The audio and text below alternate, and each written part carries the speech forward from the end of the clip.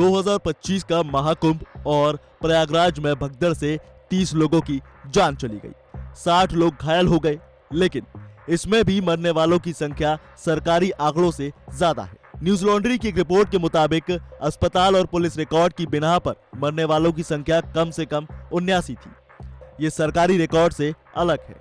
लेकिन सवाल ये खड़ा होता है कि महाकुंभ जाते जाते लोगों के उत्साह की वजह से कितनी और जाने लेगा। जहां एक तरफ महाकुंभ जाने के लिए भगदड़ से लोगों ने अपनी जान गंवाई, वहीं दूसरी तरफ वाराणसी प्रयागराज हाईवे पर गाड़ियों का दबाव रहा। गाड़ियों के बढ़ते दबाव का असर इतना रहा कि हाईवे पर एक महीने में हादसे भी खूब हुए।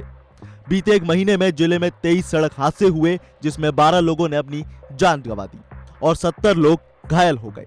इसमें 13 सड़क हादसे हाईवे पर हुए, जिसमें 8 लोगों की जान चली गई और वहीं 61 लोग घायल हो गए।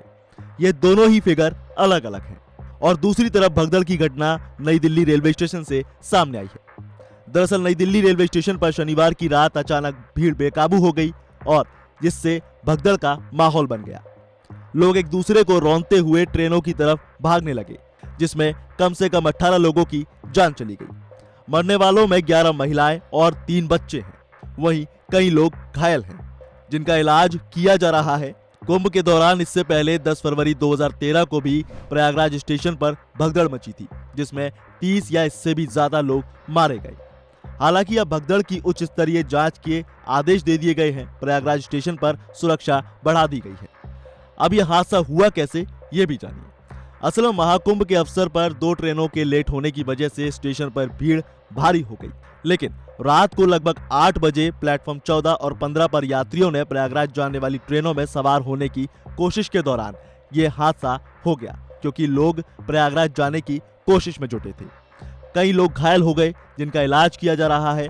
कुंभ के दौरान इससे पहले 10 फरवरी 2013 को प्रयागराज स्टेशन पर भी भगदड़ का ऐसा ही मंजर था, जिसमें लोगों ने अपनी जान गंवा दी। वहीं रेल मंत्री अश्विनी वैष्णव ने कहा कि नई दिल्ली रेलवे स्टेशन पर स्थिति नियंत्रण में है और दिल्ली पुलिस और आरपीएफ मौजूद है। घायलों को अस्पताल ले जाया गया है और अचानक बड़ी भीड़ को निकालने के लिए विशेष ट्रेनें चलाई जा रही हैं। हालांकि महाकुंभ का यह हादसा पहली घटना नहीं है, बल्कि इसका भी एक भयानक इतिहास है। जब पहली बार 1954 में प्रयागराज में कुंभ मेला लगा था, ये वो दौर था जब प्रयागराज को इलाहाबाद कहा जाता था। उस वक्त का वो कुंभ मेला आजादी के बाद का पहला कुंभ था। 3 फरवरी 1954 को मौनी अमावस्या के मौके पर बड़ी तादाद में श्रद्धालु संगम पर पहुंचे थे और एक हाथी की वजह से भगदड़ मच गई। इसमें करीब 800 लोगों ने अपनी जान गंवा दी। तकरीबन सैकड़ों लोग घायल हो गए।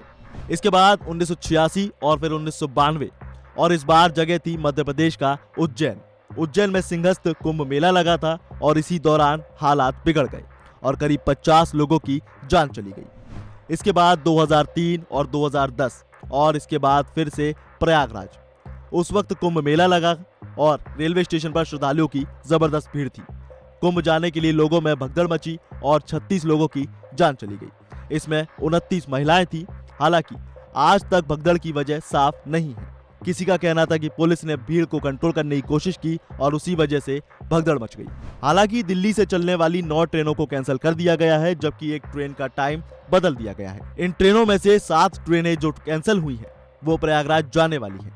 प्रयागराज जाने वाली एक ट्रेन का समय बदल दिया गया है। इसी के साथ बिहार के मुख्यमंत्री नीतीश कुमार ने बिहार के रहने वाले मृतकों के आश्रितों को 2 लाख रुपए और घायलों को 50,000 रुपए मुख्यमंत्री राहत कोष से देने की घोषणा की है। ये एक मुआवजा है। खैर, फिलहाल इस खबर में बस इतना ही। आगे क्या कुछ होता है, ये देखने वाली बात है। ज्यादा जानकारी के लिए देखते रहिए वन इंडिया हिंदी और वीडियो को लाइक, शेयर और कमेंट करना ना भूलें।